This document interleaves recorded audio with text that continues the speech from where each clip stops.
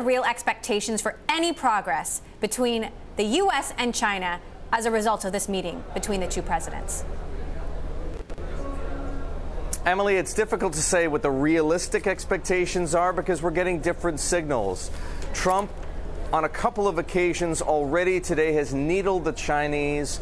He talked about currency manipulators in the signing ceremony for the USMCA, the replacement deal for NAFTA, and that was a not-so-veiled reference to China. And Sarah Huckabee Sanders, the White House press secretary, talked about or at least told reporters about Trump in his breakfast meeting with Argentine President Macri, also complaining about the Chinese. At the same time, however, we had a conversation with Robert Lighthizer, the U.S. Trade Representative, in which he said he would be surprised if the dinner between Presidents Trump and President Xi tomorrow night weren't a quote-unquote success. He said they had a great rapport. Each man had a respect and admiration from the other, and that he thought there was reason to be optimistic. He wouldn't go so far, though, Emily, as to say that a deal was a certainty or even a probability. He said that was way above his pay grade. That's why I say it's hard to describe there being a concrete expectation, because we're being led in a couple of different directions, one optimistic and the other maybe not so much. Well, and as you pointed out, the president himself, what he says continues to shift. Yesterday, he said before he took off, quote, "I think we're very close to doing something with China, but I don't know if I want to do it." Today, he said this. And we're working very hard. If we could make a deal, that'd be good. I think they want to, and I think we'd like to, and we'll see. But we'll be meeting with President Xi in a little while. But for the most part, tomorrow, I would say, would be our big meeting. But in the meantime, people are working. Our staff is working, and we have a lot of very talented people working. Larry Kudlow's representatives are dealing with them on a constant basis. There's some good signs. We'll see what happens. Thank you. So he wants to, he doesn't want to, he maybe wants to, he maybe doesn't want to. How far away are the two countries when you look at the deal terms right now in terms of an agreement?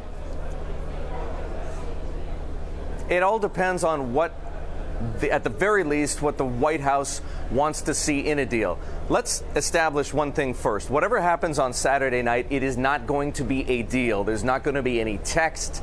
It's not like the Chinese and the Americans have worked up some kind of a draft agreement that Trump and Xi are going to sign at dinner. What they might agree to is something in principle, and that's the big question. What specifically, if you will, is on the table for discussion?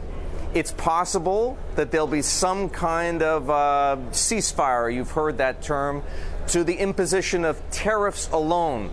But that would depend on the Chinese at least offering some kind of indication that they're willing to make concessions, not just on trade, Emily, but on a number of other things that are important to the White House, but also massively important to American industry and American technology, which is to say technology transfer, the theft of intellectual property, cyber espionage. We know that those are priorities for the White House and for Trump's entire negotiating team.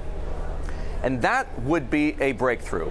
If we get to the end of Saturday night or perhaps sometime on Sunday, and we get a readout from that meeting, or we get some kind of a sign from the Americans or the Chinese that Trump and Xi have come to an agreement or framework, something of that nature in principle around those ideas, that would be enormous. The reality is that that's probably not Erik, so likely. And that it may be just more a matter of them getting along well. They haven't seen each other in more than 12 months. Erik, last question, quick question. Give us some color from the ground. You've got 20 countries meeting. You've got President Trump canceling his meeting with President Putin last minute. You've got these, issues surrounding the Mueller investigation here in the United States. What is the dominant narrative on the ground right now? There isn't much of a narrative because these kinds of agreements don't tend to produce much in and of themselves. What happens on the sidelines is far more important.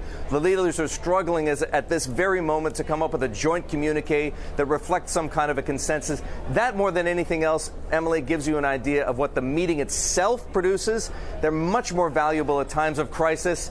This isn't, as bad as the tensions may be over trade, this isn't a crisis at the moment.